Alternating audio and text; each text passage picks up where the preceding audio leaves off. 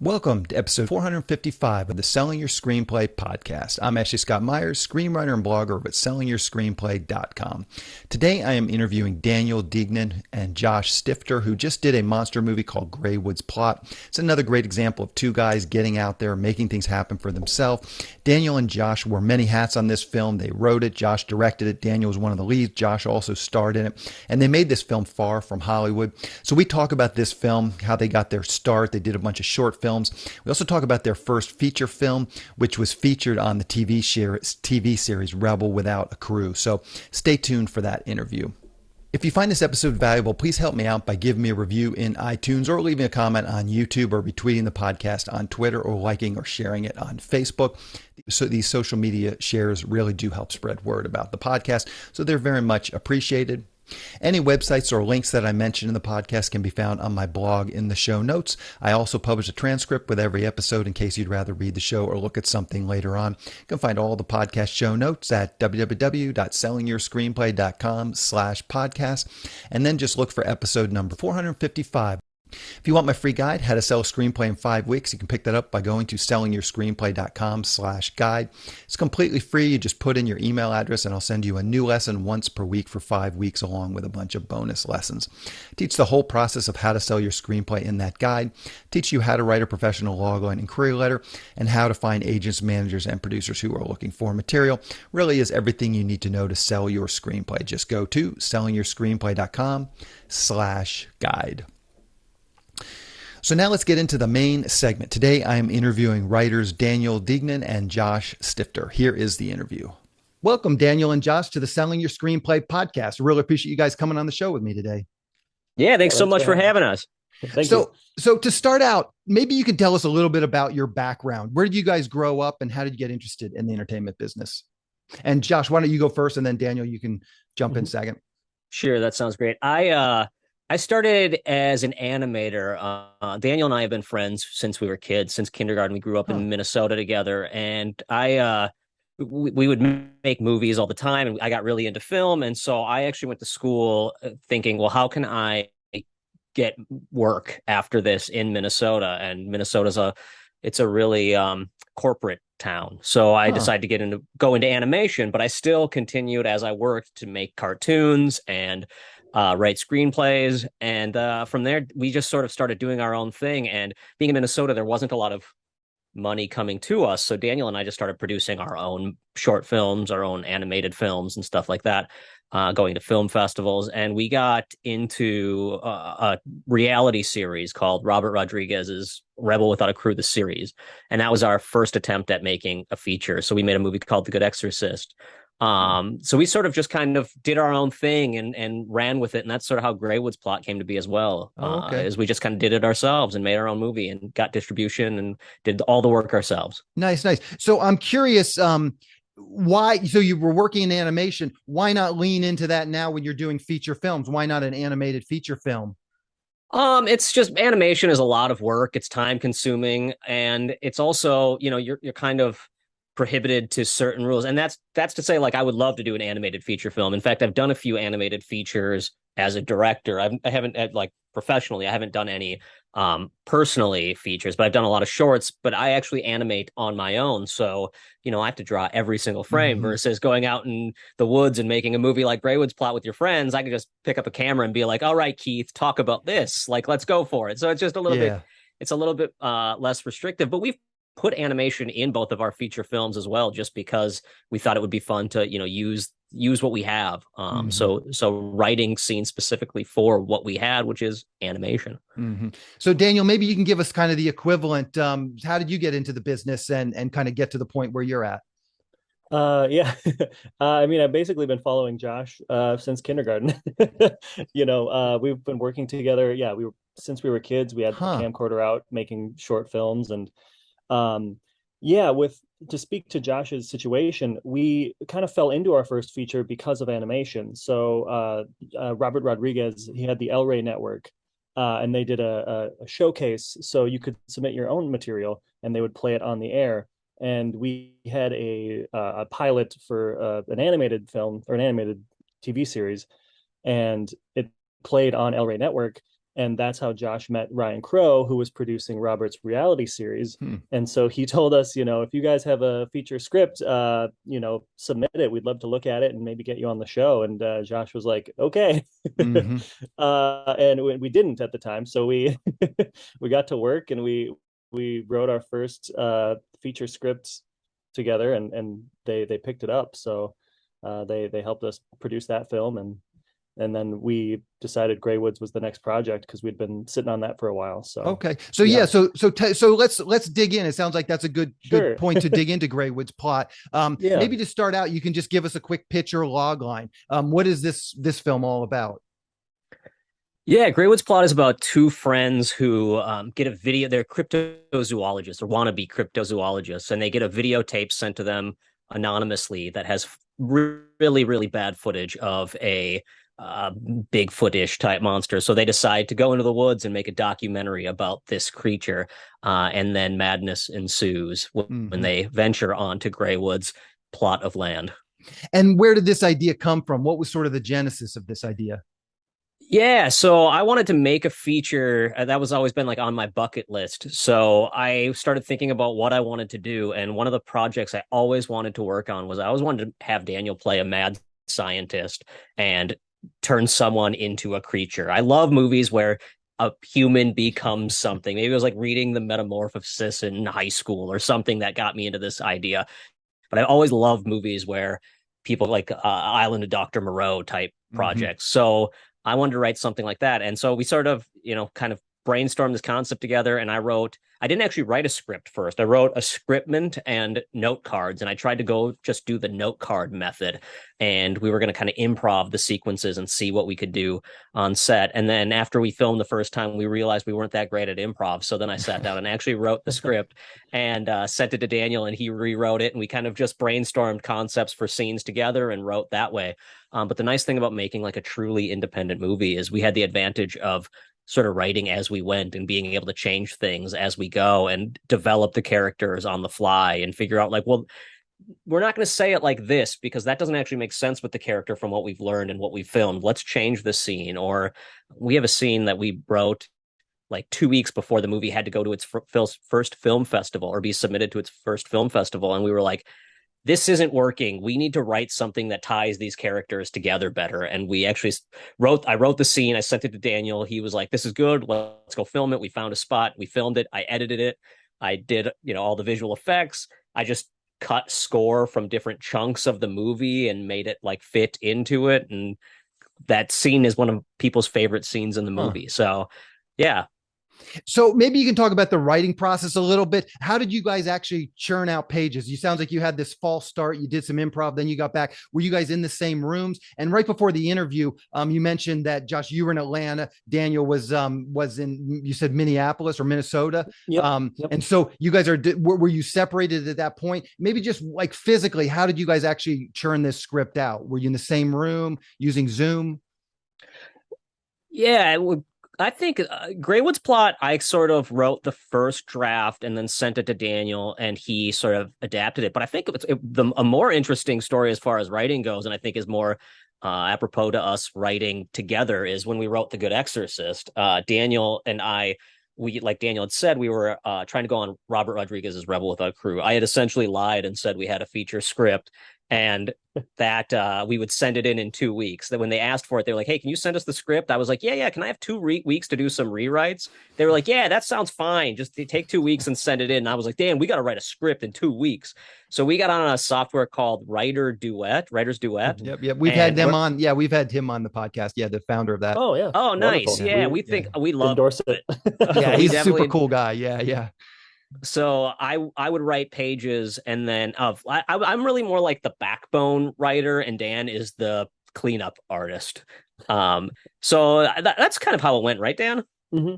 Yeah, totally. I mean, Josh definitely had the structure sort of mapped out, and then I will come in, and once I kind of get a vibe for the characters, I'll start putting in dialogue or adding things. But yeah, huge proponents of writer duet.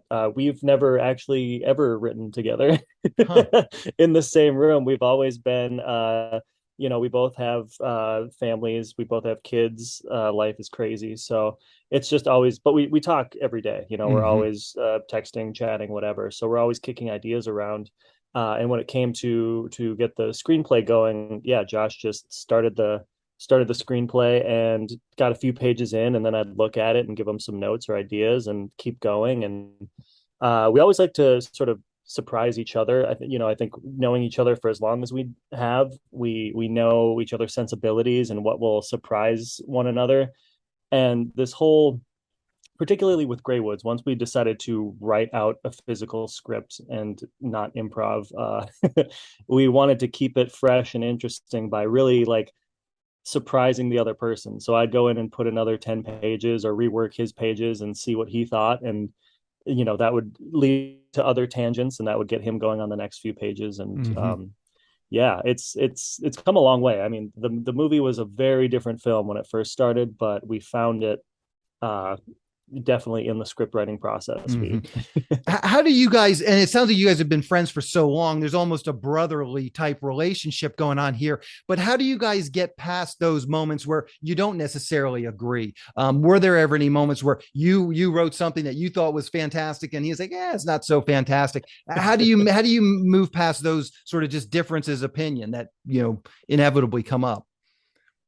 Yeah, man. It definitely is that brotherly thing where we know each other well enough, and we know how to like play the game with each other and figure out if this is serious, if we're just joking about something, or if this is really going to work. And we also have an understanding that like, just because I don't get it doesn't mean it doesn't work. Like maybe it's just reading different on the page than what is being envisioned or because I edit my own stuff and I direct it. A lot of times I sort of go into it with a like, well, we'll try it. I don't think it's going to work, but Dan has an idea. Let's see what he's thinking and what I can do with it. And at the end of the day, if I have to cut it, I just cut it in the edit. I shoot something in a way where I'm like, this is what's actually going to work and what's going to get us from this scene to this scene if this doesn't work. But the truth is like we sort of agree to just try anything. And that has been super helpful because I can't tell you how many scenes I've been like, this isn't going to work. And then we actually start filming it. I'm like, oh my gosh, this is so much better than I thought it was going to come out. And I'm sure it's happened with stuff that I've written that then Dan sees on screen. And or even in the writing, there's sometimes where we just talk it through. We have moments where we're like, I don't get this. What does this mean? Or why is this funny? And then Dan will act it out. And I'm like, oh yeah, that is funny. Now I get it. It doesn't read funny, but it definitely is funny. Or the opposite where I read it and I'm like, this is the funniest thing I've ever read. And then we try to translate it in the process. And I'm like, it doesn't quite translate the way it reads. How do we make it translate? What was funny about it in the reading? Let's rewrite it on the fly and figure out how to make it work. How do you guys just go about like screenplay structure, the 3-act structure? How do you go about sort of genre requirements? Were there some other movies you looked at? What were those movies, and how do you put an original take on something that obviously Bigfoot and sort of this genre is well tread? How do you put that original spin on it? Yeah, I'm for me, I'm such a proponent of the note card structure. I lay out my 40 cards, I put 10, 10, 10, 10, and I hit that act 1, act 2, part 1, act 2, part 2, and act 3. And I just like stick to that. And then as I'm getting that going, I'm like, okay, this act's going to be a little longer. With the new screenplay I just wrote, I ended up basically just like taking the last 5 cards of act 3 and being like, we need this little act 3 before an act 4. It's kind of a weird structure, but it's about moving those scenes around and realizing for me, it's always like, why are people watching this moment? Like, what's the negative to the positive? What's the positive to the negative? Why are we moving? Why are we seeing this? Whether that's, just the entertainment value, or if it's like, this is saying something, I need a reason for every moment in my movies. And I think it makes for some weird beats. But we love that. That's why I looked at stuff like Beetlejuice. That's one of my favorite screenplays ever. And I read a lot of screenplays. I have a closet. The top shelf is just filled with screenplays. I love to print them off and sit by the pool and just read them while my kids swim or whatever. And so that's a big part of my process, is seeing how scenes are structured in different movies and realizing like what really, really breaking down, like, why does this scene exist in Indiana Jones, and why does this scene exist, and how can I use that in my own way, and then try to make it my own thing. It's always just like, and not like Daniel said earlier, it's a lot of times about shocking each other. So our scenes, when we're looking at those note cards, a lot of times I'll be like, I want a scene where there's an evil teddy bear, like in The Good Exorcist. I want an evil teddy bear scene. And Dan will be like, okay, I want the teddy bear to vomit in my face. And then I'm like, oh my God, okay, so we're doing that. And then it's just this like building off of each other's excitement of what can we do with this scene and why would the audience want to watch this. Yeah. So Daniel, let's hear about that. What's the deal with the vomiting teddy bear? Give us your take on that. I mean, that I think that is the struggle with being independent filmmakers, is we there's so much stuff out there that we just want to do something different. We want to make movies and write screenplays that are going to push the envelope as far as we can with the limitations that we have. And so, if he wants a teddy bear and he wants it to go crazy, then I'm like, let's like attach a hose to the back and shoot, soup in my face, some pea soup. I'll roll around with it. We'll get physical with it. Like, anytime we can do something that really surprises an audience, I think that's our biggest asset, both in the screenwriting process and on set. So I think hopefully it seems like people are responding to it well, and hopefully that continues. I think it's interesting that Daniel came up with the gag of vomiting on Josh. And so in the next gag, we see something, horrific happen to Daniel. Right. And there's this, like, even the shock sometimes is as simple as Daniel writing a monologue. There's a monologue that he gives in Greywood's plot. And I remember reading it and being like, man, why would you write yourself something that long? Like, that's so hard.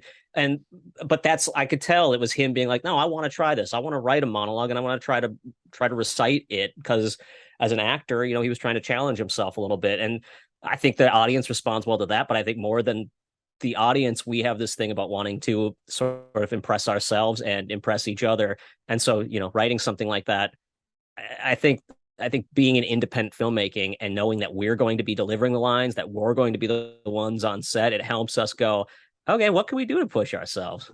Yeah. So once you guys had a draft of the script that you liked, what were those next steps? Did you go raise some money? Did you just have some cast and crew? It's just shoot it for whatever, basically out of pocket type expenses? Yeah, Greywood's plot, we just made it. I play the lead. Daniel played like the second, or one of the other leads, and then we brought on my friend Keith, and we all it was a weekend warrior type project where we wrote it, and then we just, when we had time, we would get together. There was days where my buddy Keith would get off of work. I'd be like, hey man, can you come over and we're going to shoot 2 scenes tonight? And he'd, come over and show up. And, the challenge of that is that, Daniel had a shaved head in the movie. So there was some reshoots where he'd grow his hair back and then have to shave his head again, and then grow his hair back and then have to shave his head again.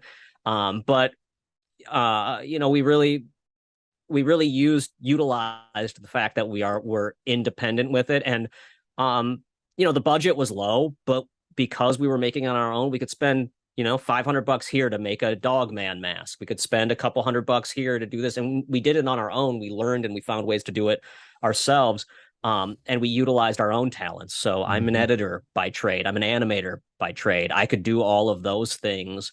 Visual effects, we specifically wrote for visual effects. I knew I could do, instead of coming up with some grand ideas that I'm like, I'm gonna have to hire people to do this. I remember when we wrote the movie and we had this idea for the dog monster, I went to some actual like professional visual effects artists and asked them how much it would cost. I showed them my boards, I showed them the concept, and they were quoting me like, man, the cheapest I can go is like $8,000. And I'm like, I'm gonna spend like $2,000 on this whole movie, man. Like, I don't have $8,000 for that. So then I talked to our buddy Strauss, who's also in the movie and was basically my assistant director on the whole project. And I was like, hey, Strauss, you have any interest in getting into visual effects? And he was like, I'm on YouTube already, man. And was like 2 weeks later in my kitchen doing a full cast of my head from YouTube videos he had found. And, my kids were running around with cell phones filming the process, because I was like, man, if I'm going to suffocate and die because we screw this up, I want proof of it. I want them to be able to make the documentary about the crazy independent filmmaker that was trying to make himself into a dog man and died in his kitchen. But I've worked in the industry long enough that I understand the process. I understand crowdfunding. I understand, the Cohen brothers go to dentists that and beg for money method. I know all of the different methods that you can go through. And we just decided with this one, we were just going to go fully independent and film it and do everything ourselves and see what we could make. Mm-hmm. How did you guys avoid? And like the first thing that struck me about the film was that you guys did it in black and white. Your basic premise, people go into a woods after a monster to make a documentary, is the same premise of Blair Witch, obviously also filmed in black and white. So I'm curious, how do you avoid those comparisons, or were you trying to lean into those comparisons?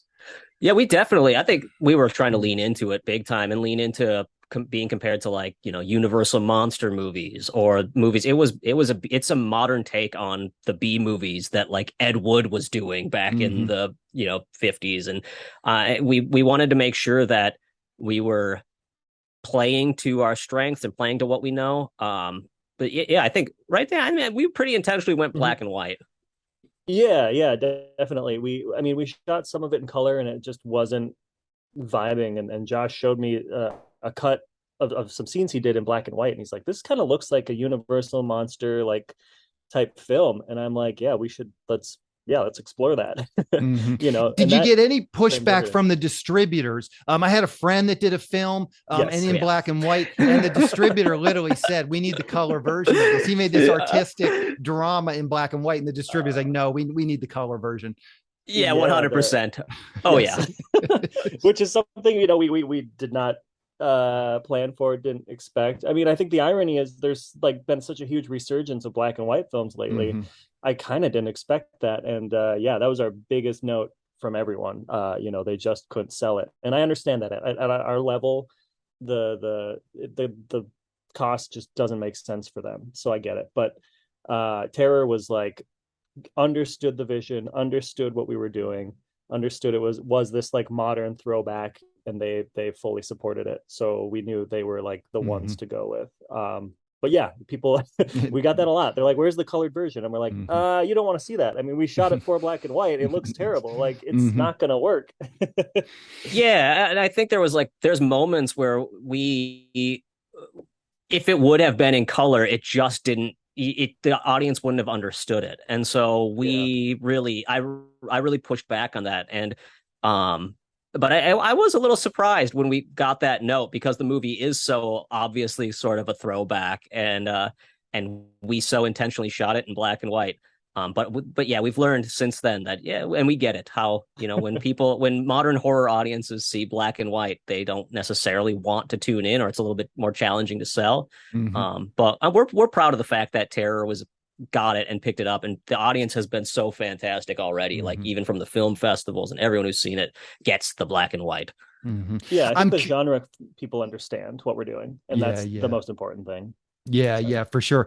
You guys have mentioned this Rebel Without a Crew a couple of times. I have heard of it, but I don't know much about it. So there's got to be some listeners that are sort of wondering about it. Maybe you can just tell us quickly, like, how does someone apply to this? And then ultimately, what do you guys get out of it? It sounds like you guys are very positive about it and feel like it actually was a good stepping stone for your careers. So just quickly, how can people find it? Is there a website? And then how do you apply? And then ultimately, what do you get if you're selected? Yeah, so they did a season of it. There was only one season so far, and I haven't heard anything about a second season. Yeah. We applied through, Robert had put it out there, but I had heard in advance about it because of being on the El Rey network. And we just had to send a script and give a pitch and a bunch of other stuff. And then in the end, you basically just got a movie. Like, the end goal was to make a movie, your first feature film. And Robert was giving us $7,000 to make it.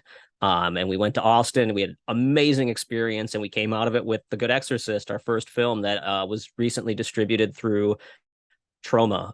We got a Blu-ray release through Troma. They did a whole, all the behind the scenes, a whole fun thing with it. But people can watch Rebel Without a Crew, the series. I think it's like available on iTunes and a bunch of Amazon. Yeah. So you can purchase it on there and watch it. And It's a really, really fun look at indie filmmaking and the process, but the insanity that goes into making a movie with very, very little funding. Mm-hmm. Yeah, that sounds like a great program. So then did you guys shoot in Austin, and was there like support? So you go down to Austin. Was there like just support since you're in Austin, Robert Rodriguez, obviously a big name there in Austin filmmaking community.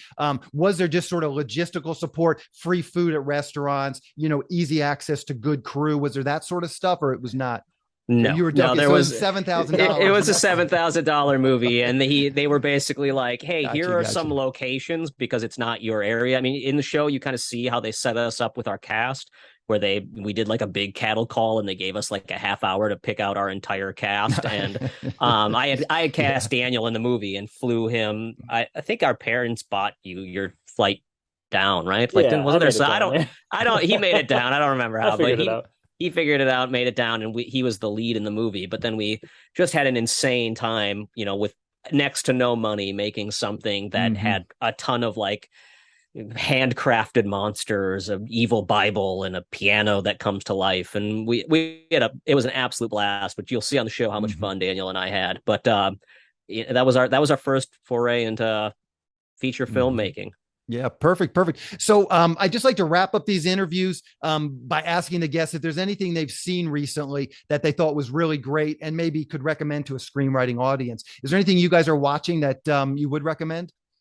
You want to go first, Dan, or should I? No. I was just going to say, this is so like off. I don't know why this is the first one that popped into my head, probably because I recently watched it. But there's this really, really like beautifully terrifying and weird art house movie that I watched recently called Possum. It's on Shudder right now, and it is it's the kind of movie that like you'll watch and you'll be like, I did not like that. That was disgusting. But then you'll sit and think about it for like hours and hours and be like, oh, I get the metaphor here. I get what this is saying. And I think it's a really like the writing in it was really well done in that way of it really left me thinking and going like, how did someone come up with such a deep, meaningful piece of art? It's a great recommendation. I've not seen that one, so I'll definitely put it on my list. What do you got, Daniel? Oh boy. I mean, I guess for like big films right now, Nope, I thought was amazing. Okay. I thought I'm excited to read the screenplay. I haven't yet, but I thought the film was just wonderfully executed. I think Jordan Peele is phenomenal. I think with indie stuff, I saw it's on HBO Max now. This film, We're All Going to the World's Fair. Don't know how they did it. It's very much a mumblecore sort of scary movie that deals with like the internet generation, and I think is great. And then television, I think Barry is just phenomenal. Both seasons. Yeah. So those are some great recommendations. And none of the stuff I've checked out. So how can people see Greywood's plot? What's the release schedule going to be like for that? Yeah, September 16th, Terror Films is putting it out on all digital platforms. So you can pick it up on Vudu, you can rent it, buy it on Vudu, Amazon, iTunes, all the normal places that you see movies. And then hopefully from there, we'll be seeing it on streaming at some point. I would love to, get more eyes on it. So hopefully it'll be on the Tubies or, something like that at some point, or we'll see what happens. But yeah, September 16th, check it out. If you want to, if you're afraid you're going to forget to check it out or not sure where you're going to find it, follow us on all of the social medias. Daniel and I are both on social media on Twitter, and I'm on Twitter at Josh Stifter. Daniel is at Daniel_Degnan. Is that right? Yep. And then we're both on Instagram, Facebook, all that stuff. Okay, perfect. Yeah, and that's always my last question. So yeah, we'll round all that stuff up to the show notes, and then people can just click over to that. So Josh and Daniel, I really appreciate you guys coming on and talking with me today. Excellent getting this film done, and congratulations, and look forward to following your careers and talking to you next time you have a film ready. Thank you so much for having us. We really appreciate it. Hey, thank you guys. We'll talk to you later. Thanks. Talk to you later. Bye. I just want to talk quickly about SYS Select. It's a service for screenwriters to help them sell their screenplays and get writing assignments. The first part of the service is the SYS Select Screenplay Database. Screenwriters upload their screenplays along with a logline, synopsis, and other pertinent information like budget and genre, and then producers search for and hopefully find screenplays they want to produce. Dozens of producers are in the system looking for screenplays right now. There have been a number of success stories come out of the service. You can find out about all the SYS Select successes by going to sellingyourscreenplay.com/success. Also on SYS podcast episode 222, I talked with Steve Deering, who was the first official success story to come out of the SYS Select database. When you join SYS Select, you get access to the screenplay database along with all the other services that we're providing to SYS Select members. These services include the newsletter. This monthly newsletter goes out to a list of over 400 producers who are actively seeking writers and screenplays. Each SYS Select member can pitch one screenplay in this monthly newsletter. We also provide screenwriting leads. We have partnered with one of the premier paid screenwriting leads services, so I can syndicate their leads to SYS Select members. There are lots of great paid leads coming in each week from our partner. Recently, we've been getting 5 to 10 high-quality paid leads per week. These leads run the gamut. There's producers looking for a specific type of spec script to producers looking to hire a screenwriter to write up one of their ideas or properties. They're looking for shorts, features, TV, and web series pilots, all types of projects. If you sign up for SYS Select, you'll get these leads emailed directly to you several times per week. Also, you get access to the SYS Select forum, where we will help you with your logline and query letter and answer any screenwriting related questions that you might have. We also have a number of screenwriting classes that are recorded and available in the SYS Select forum. These are all the classes that I've done over the years, so you'll have access to those whenever you want once you join. The classes cover every part of writing your screenplay, from concept to outlining to the first act, second act, third act, as well as other topics like writing short films and pitching your projects in person.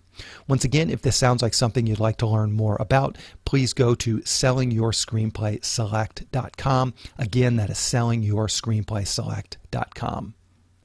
On the next episode of the podcast, I'm going to be interviewing Canadian screenwriter Brandon Reines, who was on the podcast before in episode 225 and episode 318. So check those out. We talk about how he got his start in the business in episode 225, how he broke in as a screenwriter. And next week, we're going to be talking about his new horror feature film, which he wrote and also directed, called Grotesque. We're going to talk about how he got that film produced as well. So keep an eye out for that episode next week. That's the show. Thank you for listening.